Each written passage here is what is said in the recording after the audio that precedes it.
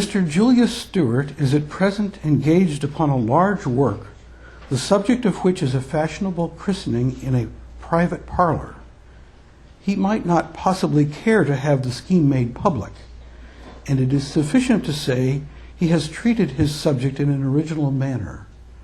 Art Notes, New York Herald, Paris, March 31st, 1892. Julius Stewart laid his brush down. He just signed the baptism, adding Paris 1892 after his name. The annotation was literally true, but he knew it was not entirely honest. He had indeed painted the enormous work in his own studio on Rue Copernic, and several of the figures in it had modeled for him there. So his identifying the locale was accurate to a point, but in another sense, the inscription was misleading, a deliberate lie. Painters didn't habitually note the city unless it had something to do with the work's subject, as when either the scene or the place of execution or both were someplace other than home. The event depicted here had taken place across the ocean 6 years ago in Newport, Rhode Island. The event seemed innocent enough, mundane as milk. Who would care so much as to be annoyed one way or the other by a subject little more momentous than a birthday party? Paintings aren't photographs, hardly proof of anything. He'd simply changed some facts, as artists do. After all, there were only a handful of people in the world who would see the scandal in it. But those powerful, famous few would be furious. And formidable as their reputations were, their images would be forever tarnished. The irony was, the more publicly angry they became, the worse it would be for them. Jules coveted fame, no public recognition, much more than he feared reprisal. He'd changed enough details, he thought, so the sources and the origins would be deniable. But he'd left enough of the truth in there for any careful observer to find. After the last coat dried, he'd turn the canvas around and obliterate the notations he'd made on the verso. But he would stop short of doing a proper job of it, as one might do, for example, by painting over his charcoal scrawls with more charcoal ground in oil. His crime would be no more than a hurried scratching out, with enough left, as with the other clues, for a close inspection to discover and guess at the truth. "Turn around," Maggie said at last. "Tell me what you see." Grace thought it was a joke that a museum guard would be standing behind her making rabbit ears over her head. She didn't know what. What she saw instead was the picture, as she would come to call it. Julius Stewart's The Baptism stretched along the wall behind her.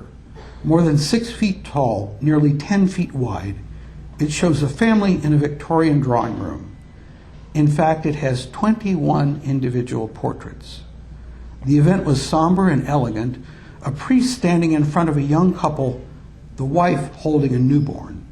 Men in suits, women in silks and satins. Off to the left, a preteen girl holding a rag doll at her side. A couple of restless younger boys in sailor suits who look like they can't wait to race from the room. The eye surveys it all in a moment and then comes to rest and lingers on the reclining figure of a woman in the lower right, seated all the way across the room from the priest, the infant in the ceremony.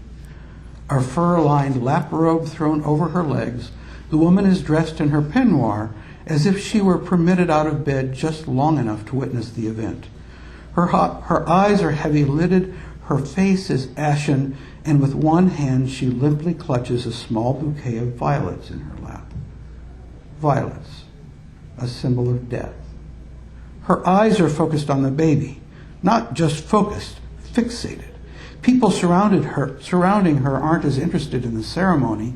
A man, perhaps her husband, sits directly behind her, his head disconsolately in his hands. Beside him sits an older, white-whiskered fellow in a smoking jacket. Her father? He too is downcast. Other people in the room have their eyes on the ceremony, but their attention is on her, the one who is dying.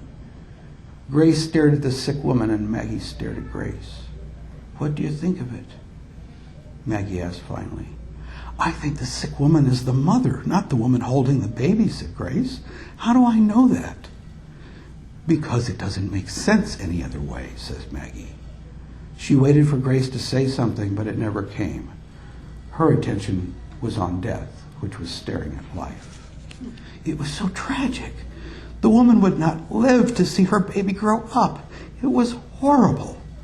Compounding her horror, Grace now realized was the fact that the sick mother looked just like her, a tall blonde beauty.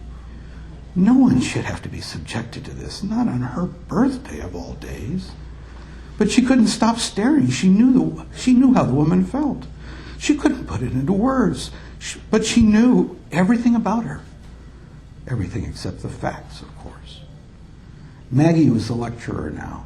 The couple standing with the priest as the baby's sponsors. That's right, Grace said. You were raised Catholic, weren't you? No, it's not Catholic. It's Episcopal, she said. The other woman standing on the right of the priest is the third sponsor. They need two sponsors the same sex as the baby and one the opposite. How do you know, Grace said. I've been to those churches for a christening. The priest explained it. Maggie came closer and joined Grace in studying the painting. Know what I think? I think her husband is cheating on her and she knows it. It's killing her, Grace agreed. Maggie studied Grace, who gave her no visible reaction. There was another long pause, but Grace didn't find it uncomfortable. She was busy, not thinking, just occupied, the way a cat would study a mouse or a 3-year-old would watch television.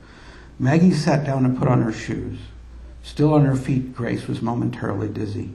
You all right? Maggie said. Low blood sugar, I guess, said Grace. Just before they left, it occurred to Grace to read the museum card, affixed to the wall beside the painting. The card said, the family might be a branch of the Vanderbilts, but nobody knows for sure. It also mentioned that the painting once had an inscription, which the artist took pains to remove. Gerald Everett Jones is the author of the art history novel Bonfire of the Vanderbilts. The first book in his new mystery series is Preacher Finds a Corpse. He's also the host of Get Published Radio. Find help for self-published authors and free podcasts at getpublishedраdio.com.